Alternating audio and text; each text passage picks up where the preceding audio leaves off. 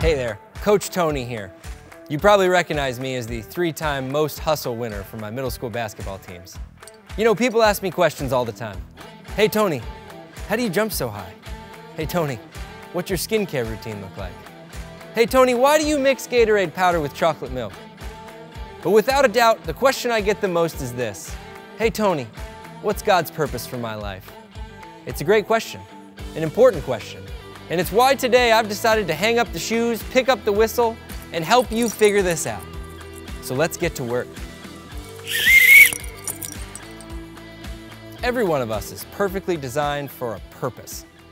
What we're going to do together today is dive a little deeper into what makes you, you, so that we can help discover that purpose and support you in fulfilling it. The first thing you need to know is that all of us have been perfectly shaped by God for our purpose. We're going to follow along with that little acronym SHAPE as we spend this time getting to know each other a little bit better. And I hope that that acronym SHAPE is appearing now somewhere on the screen because I didn't have time to memorize it before the shoot.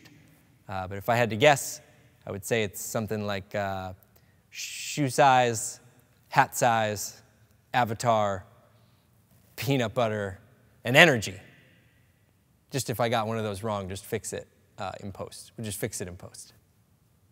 We've got several guests joining us on our journey of self-discovery today. The first one is Pastor Tom Hudgens. Pastor Tom, thanks for joining us today. Hey, thanks for letting me be here, Coach Tony. Pastor Tom, for those of us that don't know, I obviously probably do, what does the S stand for? Well, actually, Coach Tony, the S stands for spiritual gifts because each person is given a spiritual gift by God, designed by God, by His Spirit, so that each person can use their gifts and their talents in the kingdom. According to the Scripture, everybody has a spiritual gift. In Ephesians chapter 4, verse 11, it says this, "And He gave some to be apostles, some prophets, some evangelists, some pastors and teachers to equip the saints for the work of the ministry to build up the body of Christ." It also says in 1 Corinthians chapter 12, beginning in verse 8, it says, "To one is given a message of wisdom through the Spirit, to another a message of knowledge by the same Spirit, and to another faith by the same Spirit, to another the gifts of healing by the one Spirit, and to another the performing of miracles, and to another prophecy, and to another distinguishing between the spirits, and to another different kinds of tongues, and also the interpretation of tongues." So every single person is equipped by God with a spiritual gift to be used for the kingdom. By now you have the results of your spiritual gift test. And how can you use those for the kingdom? I'll tell you, you can use them maybe in your vocation, maybe in your church, and maybe even in your community. Right now, take those top 3 that you have and let's discuss them with your group together even now. Thank you, Pastor Tom. That was great. Now spend the next couple of minutes answering those questions in front of you and going over those answers with your host.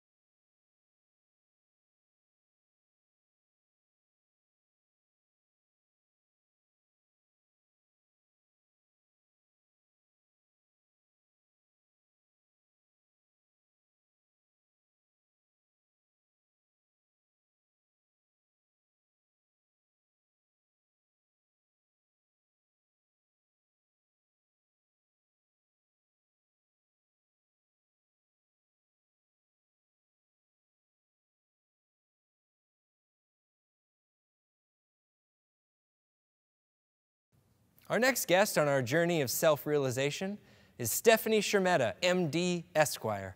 Stephanie, can you hear me? Yes, I can hear you, and no, I am not a doctor. Classic Steph.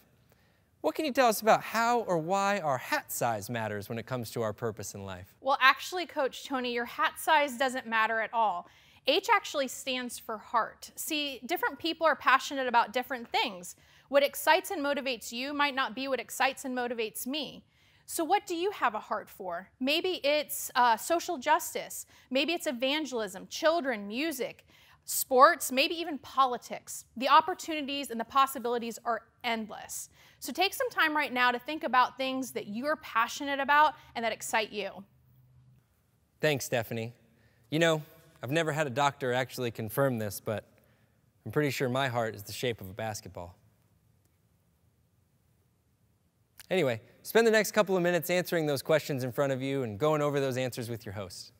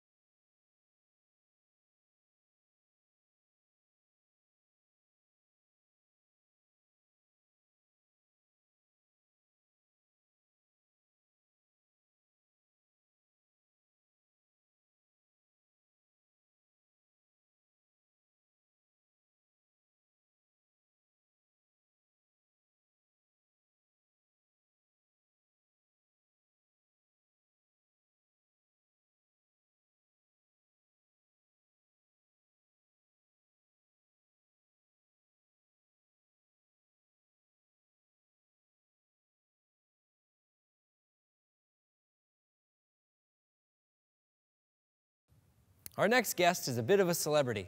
Amanda Stanton is related to somebody you've probably heard of. Amanda, first question, what was it like growing up with Major League Baseball slugger Giancarlo Stanton? I don't know because we're not related. Are you sure? Yes, I'm fairly certain. Huh. I always thought there was such a resemblance. Anyway, Amanda, what can you tell us about A? A is for abilities. Everyone has abilities. It may be bouncing a ball or painting a picture, building a house, or even cooking a meal. For some of you, it could be like budgeting or organizing or being able to see problems and come up with solutions. You may not think that all of your abilities have anything to do with the work that God is doing, but they do. Every ability you have can be used to expand God's kingdom. So what you do for fun, in a hobby, or what you do for your vocation at work, all of your abilities can be used to glorify God and expand His kingdom. So right now, you're going to talk a little bit about what your abilities are and how you can use them to glorify God and expand His kingdom. Thank you, Amanda. And please wish Giancarlo continued success from all of us. But we're not. Go ahead and answer those questions now and review those answers with your host.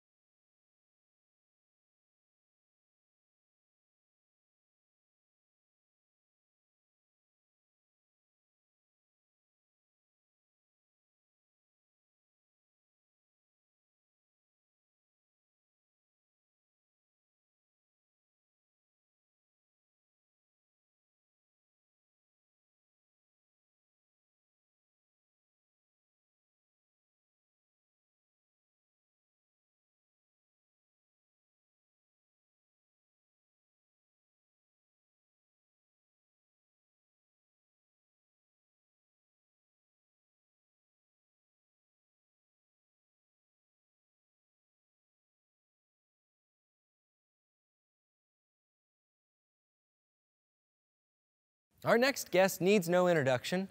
A bit of a hooper himself, Ron Cooney is now the campus pastor of our Clearwater campus. Pastor Ron, if you and me played LeBron James and Michael Jordan 2-on-2, who do you think would win? Michael? LeBron? But you're talking about two of the GOATs. We'd be like lambs to the slaughter. It wouldn't even be close. Well, not with that attitude. Anyway, Ron, what can you tell us about the P in shape? Well, P is for personality, and there are 4 different personality types that we're going to look at. And so when we look at these 4 personality types, here's what I want you to do. I want you to think about what your primary personality type is and what your secondary is. So we'll try to provide a brief description of each, and then as we're going through this, hopefully what you're going to discover is your God-given design. And so let's go through these together. We're going to use the DISC personality profile to kind of help us understand a little bit about our personality.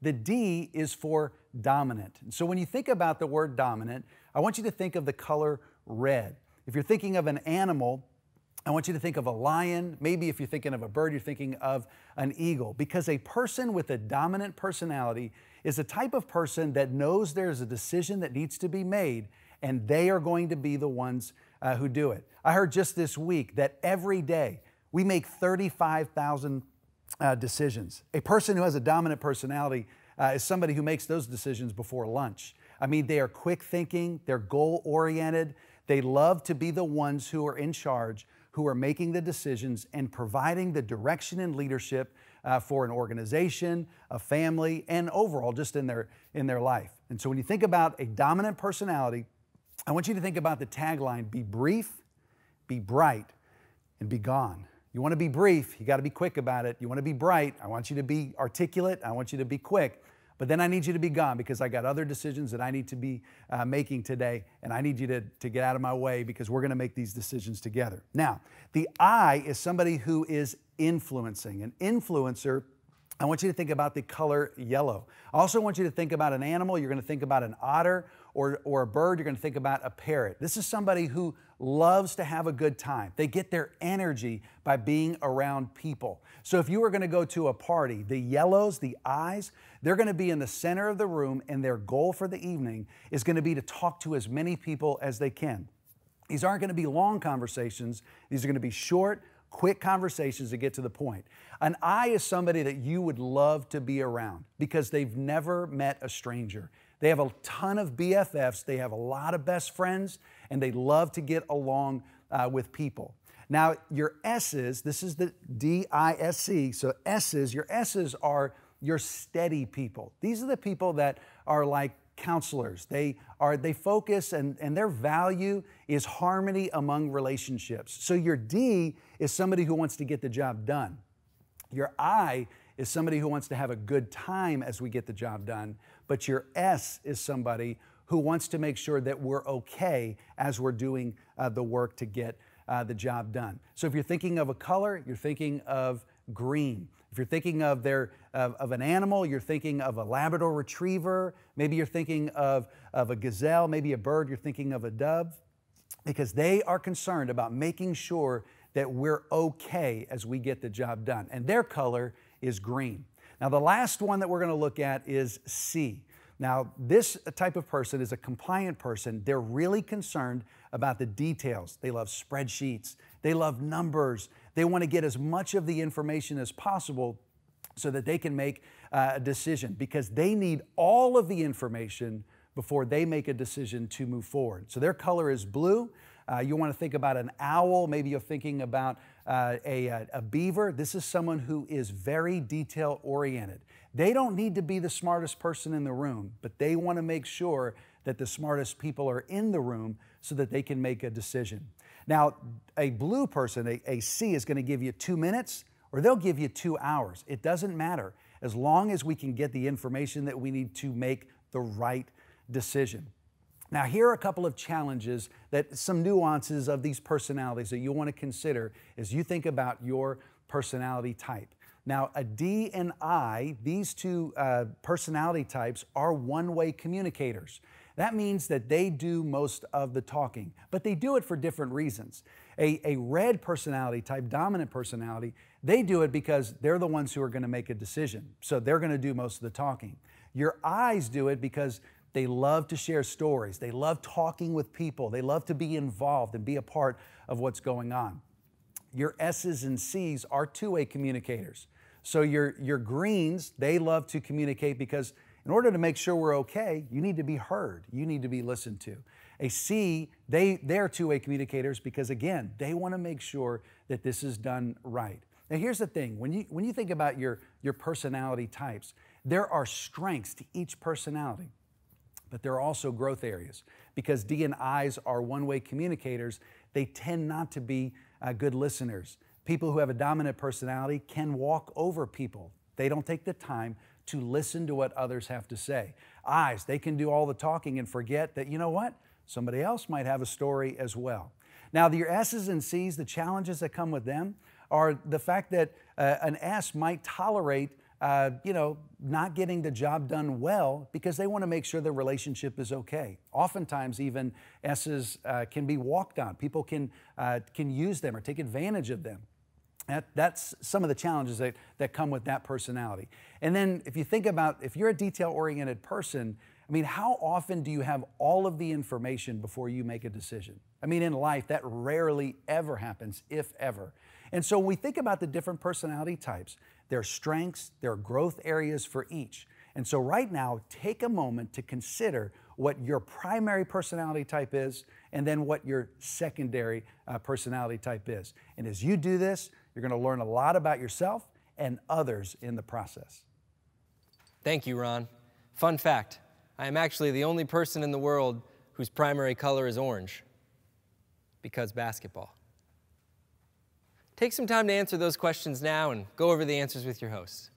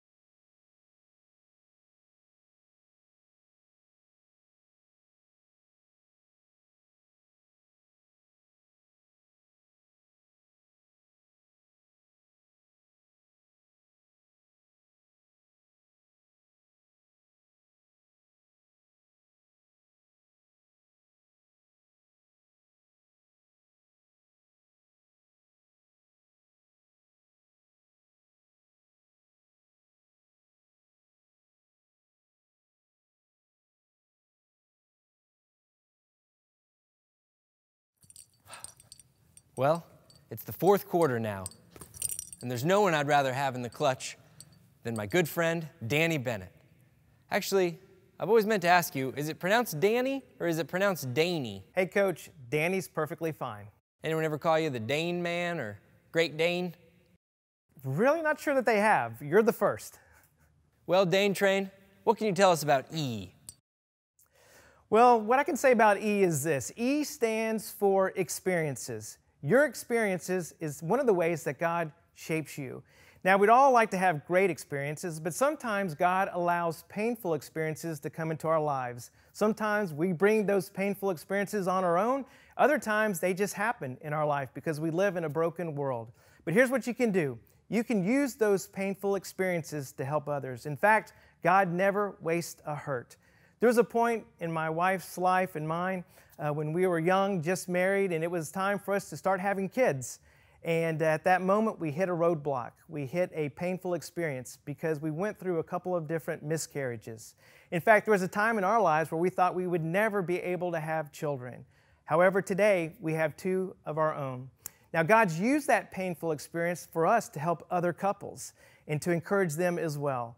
And so God can truly use your experiences, the way He shaped you, even your painful experiences, to help others. So here's the question that we'd like for you to discuss and talk about. How can God use your experiences to help build His kingdom? Thank you, Pastor Danny. And thank you for coming along this journey of self-discovery today. An increased awareness of self is critical to understanding your place and your purpose in the world. You know, I've been doing some soul searching, and I've come to realize some things during this whole process as well. I'm not a coach. I'm a player. It's time for me to take off this whistle, lace back up my shoes, and get back in the game. Thank you for helping me realize that. I hope you've learned a thing or two along the way as well. Go ahead and answer some questions now about your experiences and go over your answers with your host, and come on out and say hi to me someday out on the courts.